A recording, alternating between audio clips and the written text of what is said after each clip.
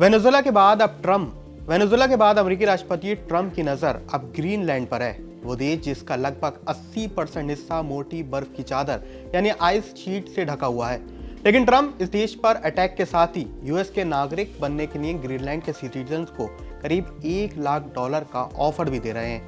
सोचिए, अमेरिका जिसकी नागरिकता के लिए ट्रंप गोल्ड कार्ड के जरिए $1 मिलियन तक की मोटी फीस चार्ज करते हैं। आखिर किसी देश के नागरिक पर वो इतने मेहरबान क्यों हो रहे हैं? दरअसल इसकी बड़ी वजह है इस पूरे रीजन में रशिया और चाइना का खतरा, ग्रीनलैंड में मिनरल रिजर्व और नए आर्कटिक शिपिंग रूट्स। लेकिन अगर ट्रंप ग्रीनलैंड के लिए इतना मोटा खर्च कर रहे हैं तो यूएस को इससे कितनी कमाई होगी, और ट्रंप जिसे लार्ज रियल एस्टेट डील बता रहे हैं वे क्या नया स्टेट कैपिटलिज्म का एक जियोपॉलिटिकल वर्जन साबित हो सकता है? वैसे तो ट्रंप की ग्रीनलैंड को खरीदने की दिलचस्पी पहली नहीं है। इससे पहले यानी उनकी पहली टर्म साल 2019 में सामने आई थी, जब उन्होंने इसे एक बड़ी रियल एस्टेट डील करार किया था।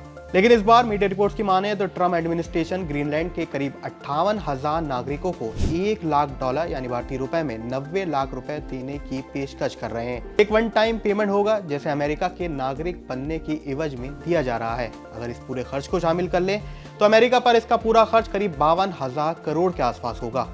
इसके अलावा अमेरिका के रियल एस्टेट डेवलपर और इकोनॉमिक्स डेविड यॉर्कर के एस्टिमेट्स के मुताबिक ग्रीनलैंड की कीमत 12.5 बिलियन से लेकर $77 बिलियन तक हो सकती है।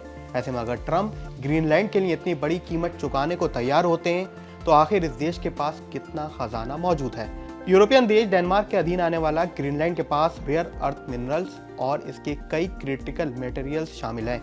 इसके बड़े रिजर्व इस देश में मौजूद हैं। कुछ मीडिया आउटलेट्स और एनालिटिक्स रिपोर्ट्स की अगर माने तो इस थ्योरेटिकल वैल्यू का अंदाजा लगाया जा सकता है।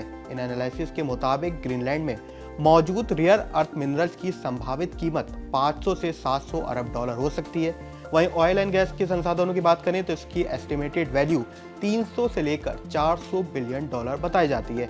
इसके साथ साथ अगर आप लैंड और रियल एस्टेट पोटेंशियल को भी शामिल कर लें तो इसकी वैल्यू 200 से लेकर $220 बिलियन होगी। इन सबको मिलाकर ग्रीनलैंड की कुल थियोरेटिकल प्राइस लगभग $1.1 ट्रिलियन बैठती है। हालांकि नेशनल रिसोर्सेज का एक्सट्रैक्शन यानी इनको निकालने पर अच्छा खासा खर्च होगा, जिसका मतलब है कि यूएस को शायद उतना बड़ा आर्थिक फायदा नहीं होगा जिसके एस्टिमेट्स लगाए जा रहे हैं। नेचुरल रिसोर्सेज के अलावा अगर जियोपॉलिटिकल शिपिंग रूट्स और जियोपॉलिटिक वैल्यू को अगर शामिल किया जाए तो ग्रीनलैंड की वैल्यू कुछ एस्टिमेट्स के मुताबिक $1.5 ट्रिलियन से ज्यादा हो सकती है। अब आते हैं इसके दूसरे पहलू पर। नेचुरल रिसोर्सेज के अलावा ग्लोबल ट्रेड रूट्स की वजह से भी ट्रंप को इससे काफी बड़ा फायदा हो सकता है, क्योंकि शिपिंग के आर्टिक रूट कम होने की वजह से अगर ग्रीनलैंड यूएस के अधीन आ जाता है तो एशिया से यूरोप की दूरी को करीब 30 से 40% तक कम किया जा सकता है। इससे होगा यह कि ईंधन की लागत कम होगी, शिपिंग टाइम कम होगा और ग्लोबल लॉजिस्टिक कॉस्ट यूएस को कम पड़ेगी। ऐसे में अगर अमेरिका इस रूट पर रणनीतिक नियंत्रण रखता है तो वह ट्रेड फ्लो को इन्फ्लुएंस करेगा, जिससे लॉन्ग टर्म में यूएस के कई कंपनीज के पोर्ट, इंश्योरेंस और शिपिंग सर्विसेज से जुड़ी हुई कमाई बढ़ेगी और साथ ही इस पूरे रीजन में डॉलर का दबदबा भी बढ़ता हुआ नजर आएगा। ऐसे में ग्रीनलैंड सिर्फ आर्थिक मसला नहीं है बल्कि यूएस के लिए स्टेट कैपिटलिज्म के साथ जियोपॉलिटिक्स का एक ऐसा मसला है जिससे साल 2026 में बड़े आसार नजर आ सकते हैं।